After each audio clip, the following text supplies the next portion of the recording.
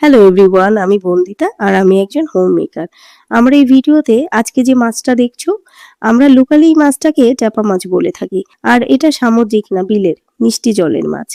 এটার অন্য একটা প্রজাতি পাওয়া যায় সামুদ্রিক, সেটা বিষাক্ত। এটা বিষাক্ত নয়। আমি মাছগুলো কেটে ধুয়ে পরিষ্কার করে নুন হলুদ মেখে তেলে বেশ কড়া করে ভেজে নিলাম।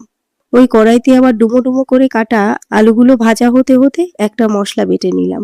ধনে, জিরে, শুকনো লঙ্কা। এবার ওই ভাজা আলুগুলোর মধ্যে মশলাটুকু দিয়ে নেড়েচেড়ে পরিমাণ মতো জল, নুন, হলুদ দিয়ে ফুটে উঠলে মাছগুলো দিয়ে ঢেকে রাখলাম বেশ কিছু সময়। এবার গরম মশলাটা বেটে একটা বাটির মধ্যে রেখে ওই মাছের ঝোলটা ঢেলে দিলাম। আবার কড়াইতে তেল দিয়ে জিরে, তেজপাতা ফোড়ন দিয়ে মাছের ঝোলটা ঢেলে দিলাম।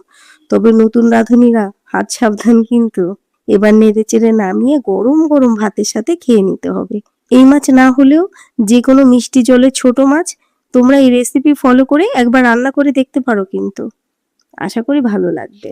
যাই হোক, আমার এই ভিডিও যদি তোমাদের ভালো লেগে থাকে তাহলে যারা ইউটিউব থেকে দেখছো তারা অবশ্যই সাবস্ক্রাইব করো। আর যারা ফেসবুক আর ইনস্টাগ্রাম থেকে দেখছো তারা ফলো করতে ভুলো না কিন্তু। Thank you.